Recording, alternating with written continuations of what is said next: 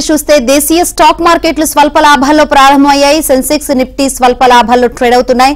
Bajaj Finance, Kotak Mahindra, Shriram Finance, Bajaj Finserv, doctor Reddy's labs షేర్లు లాభాల్లో trade అవుతున్నాయి. ఇక Hero Moto Corp, NTPC, NDFC, HDFC bank, Hindalco, Asian Paints షేర్లు నష్టాల్లో కొనసాగుతున్నాయి. ఈ రోజు బిజినెస్ ఏ విధంగా ఉంటాయి వివరించేందుకు బిజినెస్ అనలిస్ట్ మూర్తి నాయుడు గారు మనతో పాటు లైవ్ ద్వారా సిద్ధంగా ఉన్నారు. Good morning sir. Good morning madam. Right, markets చూస్తే పాజిటివ్ గా స్టార్ట్ అయిన పరిస్థితులు అయితే కనిపిస్తుంది. నిన్న కూడా పాజిటివ్ గానే ఉంది. సో ఏ విధంగా కంటిన్యూ అయ్యే అవకాశం ఉందంటారు? యాక్చువల్ గా ఏంటంటే మార్కెట్ గత కొన్ని నెలలుగా 2-3 నెలలుగా మార్కెట్ ఏదైతే డౌన్ ట్రెండ్ లో నడుస్తున్నదంతా కూడా తెలిసిన విషయమే. మార్కెట్ ఏదైతే స్టేబుల్ అయిన తర్వాత ఇంకా ఇక్కడ స్టేబుల్ అయిందని మనం ఇంకా దాన్ని పూర్తిగా నిర్ధారించలేము. కాకపోతే మార్కెట్ డౌన్ ట్రెండ్ నుంచి ఒక రిట్రేస్మెంట్ లో భాగంగానే నిన్నటి రోజున అదే విధంగా ఈ రోజు కూడా మార్కెట్ లో కొంచెం పాజిటివ్ గానే ఉందని చెప్పుకోవచ్చు. ఏదైతే లాస్ట్ 3 డేస్ నుంచి ఏదైతే పాజిటివ్ ఏదైతే ఉందో ఇది కన్సాలిడేషన్ అవడానికి ఏదైతే నిఫ్టీ 23,900 and 24,000 పైన సస్టైన్ అవుతే మార్కెట్ లో ముందుకెళ్ళడానికి అవకాశం ఉంది. అదేవిధంగా గత లాస్ట్ వీక్ అంతా చూసుకున్నట్టయితే మనకి సెక్టార్ లో వైజ్ ఫార్మా అండ్ ఏదైతే ఈ ఎఫ్ఎంసీజీ సెక్టార్ కొంచెం లాభపడి ఈ వీక్ చూసుకున్నట్టయితే మనకి IT, information technology and finance sectors ఈ రెండు కూడా కొంచెం లాభపడడానికి అవకాశం ఎక్కువగా ఉంది.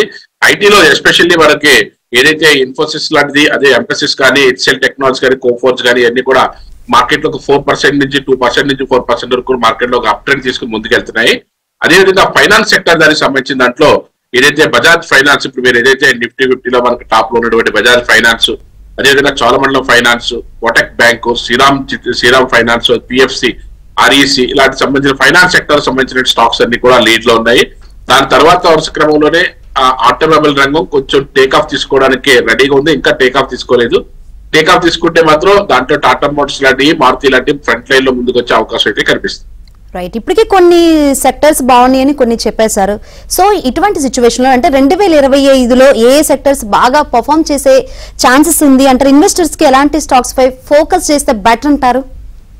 యాక్చువల్ గా investors long term point of view లో చూసుకున్నట్టయితే automobile sector and pharma sector ఈ రెండు కూడా ఎవరి గ్రీన్ గా ఉండే అవకాశం ఉంది. ఎందుకంటే ఆటోమొబైల్ సెక్టర్ లో గేమ్ చేంజింగ్ అంతా ఎలక్ట్రికల్ వెహికల్స్ లోనూ బాగా స్పీడ్ గా ఏదైతే ముందుకెళ్తున్నాయి. 2 వీలర్స్ లో అయితే టీవీఎస్ మోటార్స్, అదేవిధంగా M&M, Mahindra and Mahindra, Tata Motors ఇలాంటి స్టాక్స్ లో మనకి మంచి పెర్ఫార్మ్ తీసుకుని ముందుకెళ్ళడానికి అవకాశం ఎక్కువ ఉంది. కాబట్టి అందులో ఆల్రెడీ బేస్ ఉన్న స్టాక్స్, టాటా మోటార్స్ లాంటి కంటే బేస్ ఉన్న కంపెనీస్ ప్లస్ వాళ్ళు ఎలక్ట్రికల్ వెహికల్స్ లో 4 వీలర్స్ లో బాగా ట్రమండియస్ గా ముందుకు వస్తున్న వల్ల టాటా మోటార్స్ తోటి బాగుండే అవకాశం ఉంది. 2 వీలర్స్ వచ్చేటప్పటికి ఫస్ట్ చూసుకుంటే టీవీఎస్ మోటార్స్ బాగా అగ్రెసివ్ గా ముందుకెళ్తుంది. TVS Motors and hero Motors ఇట్లో మనకి మంచి బెనిఫిట్స్ వచ్చే అవకాశం ఉంది. అదేవిధంగా హెవీ వెహికల్స్ లో చూసుకుంటే ఐసిఎల్ మోటార్స్ ఆల్రెడీ ప్రోగ్రెస్ లో ఉంది. అలాంటి స్టాక్స్ లో మనకి ఇన్వెస్ట్ చేసుకుంటే మంచి లాభాలు వచ్చే అవకాశం ఉంది. అదేవిధంగా దీనికి సంబంధించిన ఫార్మా దానికి సంబంధించిన స్టాక్స్ లో మనకి ఏదైతే ఫార్మా సెక్టర్ లో మనకి రెగ్యులర్ గా మనం వాచ్ చేసే స్టాక్స్ లో మనకి ఏదైతే డాక్టర్ రెడ్డిస్ కానీ, అదేవిధంగా బల్క్ డ్రగ్ లో దివీస్ ల్యాబొరేటరీస్, అదేవిధంగా లారస్ ల్యాబ్స్, జైడస్ లైఫ్, అదేవిధంగా మ్యాన్కైండ్, గ్లాండ్ ఇలాంటి స్టాక్స్ లో మనకి ఫ్రంట్ లైన్ స్టాక్స్ లో మంచి ప్రాఫిట్ తీసుకురావడానికి అవకాశం ఉంది. Long term point of view లో చేసుకున్నప్పుడు ఇలాంటి స్టాక్లతో పాటుగా లుపిన్ అండ్ సిప్లా ఇవన్నీ రెగ్యులర్ గా పెట్టుకునే స్టాక్స్ అయినప్పుడు కూడా మార్కెట్ లో ఒక మంచి మూమెంట్ తీసుకుని ముందుకెళ్ళడానికి ఫార్మా సెక్టర్ అంతా కూడా రెడీగా ఉంది. కాబట్టి ఫార్మా సెక్టర్ అంటే ఎవర్ గ్రీన్ గా ఎప్పుడు కూడా నిత్యం అవసరం ఉండే ఫార్మా సెక్టర్, అదేవిధంగా మనకి ఏదైతే ఆటోమొబైల్ సెక్టర్ కూడా మనకి ఎప్పుడు కూడా ప్రోగ్రెస్ గా ఉంటుంది. అందులో ఏదైతే ఈవీ వెహికల్స్ ఏదైతే ఇప్పుడు బాగా స్పీడ్ గా మార్కెట్ లోకి వస్తున్నాయో దాని యొక్క ప్రోగ్రెస్ కూడా బాగా ఉండటం వల్ల ఆటోమొబైల్ సెక్టర్ కూడా బాగా ముందుకు వచ్చే అవకాశం ఉంది. కాబట్టి ఇలాంటి సెక్టర్ లో మనకి క్యాలిక్యులేటెడ్ గా మార్కెట్ లో ఫండమెంటల్స్ అన్ని చూసుకుని టెక్నికల్ మూవ్మెంట్ స్టార్ట్ అవుతున్నప్పుడు మనం ఇన్వెస్ట్ చేసుకుంటే మంచి లాభాలు రావడానికి అవకాశం ఉంది. రైట్, 2024లో చూసుకుంటే సార్ నిఫ్టీ ఇండెక్స్ ఎన్నో ఒడిదుడుకుల మధ్య అంటే మహా అయితే 10% రిటర్న్స్ అందించింది ఇన్వెస్టర్స్ కి. సో 2025లో ఎలా ఉంటుంది అంటే ఏం చెప్తారు? యాక్చువల్ గా ఏంటంటే లాస్ట్ క్వార్టర్ అంతా కూడా లాస్ట్ 3 నెలల నుంచి కూడా ఫైనల్ క్వార్టర్ అంతా కూడా అక్టోబర్ దగ్గర నుంచి అక్టోబర్, నవంబర్, డిసెంబర్ 3 నెలల్లో కూడా మార్కెట్ డ్రాస్టికల్ గా 26,000 నుంచి 24,000 వరకు కూడా 2,000 పాయింట్ల నుంచి 2,500 పాయింట్ల వరకు కూడా భారీ కరెక్షన్ అయితే చూసాం. ఏదైతే మనకి లాస్ట్ ఇయర్ అంతా కూడా మనకి జనవరి దగ్గర నుంచి ఏదైతే పెరిగిందో మార్చ్, ఏప్రిల్, మే, జూన్ కంటే ఏదైతే 22,000 దగ్గర నుంచి 26,000, 4,000 పెరిగిందో అందులో 50% కరెక్షన్ అయితే చూసాం మనం. ఇక నుంచి మళ్ళీ మనకి మార్కెట్ లో అప్ అండ్ డౌన్స్ అనే కామన్ థింగ్. దీన్ని మనం ఏమి భారీగా పడిపోవడం వల్ల ఇది నష్టంగా మనం అయితే ఏమి సూచించవు. ఇది మార్కెట్ లో ఏదైతే అప్ అండ్ డౌన్స్ అనేది మార్కెట్ లో భాగం కాబట్టి దాంట్లో 6,000 పాయింట్లు పెరిగినప్పుడు ఒక 2,000 పాయింట్ కరెక్షన్ అయితే జరిగింది. ఇక నుంచి మళ్ళీ ఏదైతే ఈ 24 దగ్గర నుంచి మళ్ళీ టేక్ ఆఫ్ తీసుకుంటే మళ్ళీ కన్సాలిడేషన్ టేక్ ఆఫ్ తీసుకోవడానికి ఇంకా ఈ జనవరి అంతా కూడా పట్టేటట్టు ఇంకా లేదా 1 మంత్ పట్టే అవకాశం అయితే కనిపిస్తుంది. ఆ కన్సాలిడేషన్ ఎప్పుడైతే క్లోజ్ అయిందో 24,100 నుంచి 24,500 మధ్యలో మార్కెట్ ఒక టేక్ ఆఫ్ తీసుకోగలిగితే అక్కడి నుంచి మళ్ళీ ఈ లాస్ట్ ఇయర్ హైని బ్రేక్ చేసి మళ్ళీ ముందుకు వెళ్ళడానికి అవకాశం ఉంది. ఒక విధంగా చూసుకోవాలనుకుంటే 2025 it's an opportunity for the long term investors. మనం long term investment point of view చూసుకుంటే ఇట్స్ గోల్డెన్ ఆపర్చునిటీగా తీసుకుని మనం ఎక్విప్మెంట్ చేసుకుంటే మనకి మంచి లాభాలు రావడానికి అవకాశం ఎక్కువగా ఉంది. మరి ఇది చూసుకుంటే small cap and mid cap చూసుకుంటే మహా అయితే 25 రిటర్న్స్ అందించాయి 2024 లో. మరి 25 లో ఎలా పర్ఫార్మ్ చేస్తుంది అంటారు? మిడ్ క్యాప్ అయినా స్మాల్ క్యాప్ అయినా లేకపోతే లార్జ్ క్యాప్ అయినా మనం చూసుకోవాల్సింది ఏంటంటే ఆ యొక్క కంపెనీ యొక్క ఫండమెంటల్స్ ఎలా ఉన్నాయి, దాని నేచర్ ఆఫ్ బిజినెస్ ఏ విధంగా ఉంది, దాని యొక్క ప్రోగ్రెస్ ఏ విధంగా ఉంది, ఆర్డర్ బుక్ ఏ విధంగా ఉన్నది, క్వార్టర్ అండ్ క్వార్టర్ రిజల్ట్ ఎలాగ ఉన్నది, అదే కాంపౌండింగ్ యాన్యువల్ గ్రోత్ రేట్ ఏ విధంగా ఉన్నది అని సిఏజిఆర్ ఏ విధంగా ఉంది అనేది క్యాలిక్యులేట్ చేసుకుని చూసుకుని దాని ప్రకారం మనం ఇన్వెస్ట్ చేసుకున్నట్టయితే అది మిడ్ క్యాప్ ఉండొచ్చు, స్మాల్ క్యాప్ ఉండొచ్చు, దాంట్లో మనకి మంచి రిటర్న్ తీసుకోవడానికి అవకాశం ఎక్కువగా ఉంటుంది. అలాగా మనం మిడ్ క్యాప్ స్టాక్స్ లో కానీ మనం చూసుకున్నట్టయితే ఇప్పుడు ఏదైతే మనకి ఈ రోజున మనకి ప్రోగ్రెస్ ఉన్న స్టాక్స్ లో చూసుకున్నట్టయితే మనకి ఏదైతే పాలసీ బజార్ అనేది మిడ్ క్యాప్ కంపెనీ అయినప్పుడు కూడా చాలా ప్రోగ్రెసివ్ గా లాస్ట్ ఇయర్ అంతా కూడా మంచి ప్రోగ్రెసివ్ గా రిటర్న్ ఇచ్చింది. అదేవిధంగా అశోక్ లైలాండ్ కానీ, యూపీఎల్ కానీ, ఎంఫసిస్ కానీ ఈవెన్ మిడ్ క్యాప్ నుంచి లార్జ్ క్యాప్ కి ఎదుగుతున్న క్రమంలో మంచి పెర్ఫార్మ్ చేస్తున్నటువంటి స్టాక్స్. అదే పాలసీ బజార్ చూసుకున్నట్టయితే లాస్ట్ 1,300 రూపీస్ దగ్గర నుంచి ఈ రోజున 2,100, 2,200 ఆల్మోస్ట్ డబుల్ అయినటువంటి స్టాక్. అదే పెర్ఫార్మెన్స్ చూపించడానికి దాని యొక్క బిజినెస్ మోడల్ కూడా ఎక్స్ట్రాడినరీగా ఉంది. అదేవిధంగా అశోక్ లైలాండ్ ఏదైతే లైట్ కమర్షియల్ వెహికల్స్ కానీ అదే హెవీ కమర్షియల్ వెహికల్స్ లో కానీ అశోక్ లైలాండ్ కూడా ఏదైతే బ్రహ్మాండంగా మంచి పెర్ఫార్మ్ చేయడానికి రెడీగా ఉంది.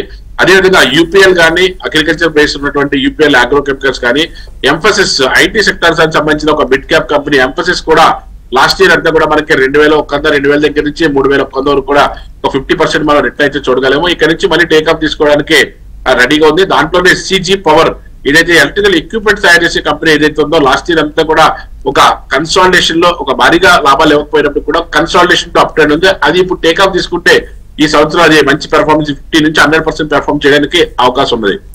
రైట్ సార్, చాలా మంది న్యూ ఇయర్ అనగానే కొత్తగా రెజల్యూషన్స్ తీసుకుంటూ ఉంటారు ఇది ఇన్వెస్ట్ చేయడానికి. సో చూసుకుంటే నిఫ్టీ ఇండెక్స్ చూసుకుంటే ఆల్ టైమ్ హై నుంచి 9% కరెక్షన్ ఉంది కదా. సో కొత్తగా ఇన్వెస్ట్ చేసే వారికి ఇది is this right time? Actual గా అయితే కొత్తగా ఇన్వెస్ట్ చేసే వాళ్ళైనా సరే లేకపోతే రెగ్యులర్ గా ఇన్వెస్ట్ చేసుకోవాలనుకున్నా సరే మనం ఎప్పుడు కూడా మన యొక్క ఇన్వెస్ట్మెంట్స్ ని సేవింగ్స్ కన్నా ముందుగానే మన ఇన్వెస్ట్మెంట్ చేసిన తర్వాత రిమైనింగ్ ఎక్స్పెండిచర్ చేయమని మన ఫైనాన్షియల్ సెక్టర్ అంతా చెప్తుంది.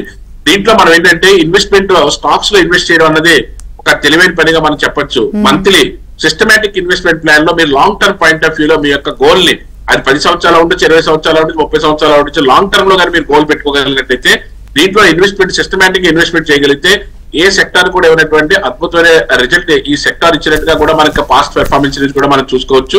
అలాంటి సెక్టార్ లో మనకి ఇన్వెస్ట్ చేసుకున్నప్పుడు బ్యాంకింగ్ అండ్ ఫైనాన్స్, అదేవిధంగా ఎఫ్ఎంసీజీ గుడ్స్, అదేవిధంగా ఆటోమొబైల్ అండ్ ఫార్మా ఈ 4 సెక్టార్లు కూడా ఎవర్ గ్రీన్ ఉంటాయి. కాబట్టి ఈ 4 సెక్టార్ లో ఉన్నటువంటి టాప్ పెర్ఫార్మింగ్ కంపెనీస్ ఏదైతే బ్యాలెన్స్ షీట్ బాగుండి ఏదైతే బిజినెస్ మోడల్ మనకు నచ్చిందో ఏదైతే మనకి ప్రోగ్రెస్ గా ముందుకెళ్తానని అనిపించిందో ఈ సెక్టార్ లో మీకు నచ్చిన స్టాక్స్ లో మనకి ఇన్వెస్ట్ చేసుకోవచ్చు. ఆటోమొబైల్ లో చూసుకుంటే టాటా మోటార్స్ కానీ, టీవీఎస్ మోటార్స్ కానీ, ఐషర్ మోటార్స్ కానీ, ఫార్మా సెక్టర్ కి వచ్చేటప్పటికి ఏదైతే దివీస్ ల్యాబొరేటరీస్ కానీ, లారస్ ల్యాబ్స్ కానీ, డాక్టర్ రెడ్డిస్ కానీ, సిప్లా, లుపిన్ ఇలాంటి స్టాక్స్ లో కూడా మనం ఇన్వెస్ట్ చేసుకోవచ్చు.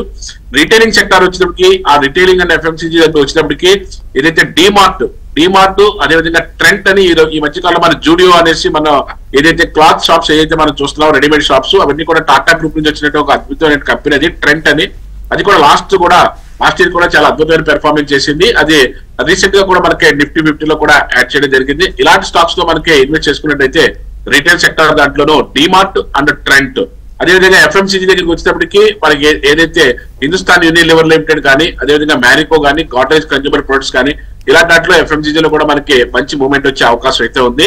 ఏదైతే మనం చెప్పుకున్న ఫార్మా కానీ, ఎఫ్ఎంసీజీ కానీ, ఆటోమొబైల్ కానీ ఇలాంటి స్టాక్స్ లో మనకి బ్యాంకింగ్ సెక్టర్ గురించి ఫైనాన్స్ చూసుకుంటే మనకి బజాజ్ ఫైనాన్స్ కానీ, చోళమండలం ఫైనాన్స్ కానీ ఇలాంటి స్టాక్స్ లో మంచి మూవ్మెంట్ ఉంది. అదేవిధంగా state bank of India, ICICI bank, axis bank ఇలాంటి బ్యాంక్ లో గవర్నమెంట్ అండ్ ప్రైవేట్ బ్యాంక్స్ చూసుకున్నట్టయితే ఈ 3 బ్యాంకులు కూడా మంచి లైఫ్ ఉండే అవకాశం ఉంది. ఇలాంటి సెలెక్టెడ్ గా మంచి ప్రోగ్రెసివ్ గా ఉండి క్వార్టర్ అండ్ క్వార్టర్ మంచి రిజల్ట్ ఇస్తున్నటువంటి మంచి స్టాక్స్ లో మనకి ఇన్వెస్ట్ చేసుకున్నట్టయితే అద్భుతమైన రిజల్ట్ తీసుకోవడానికి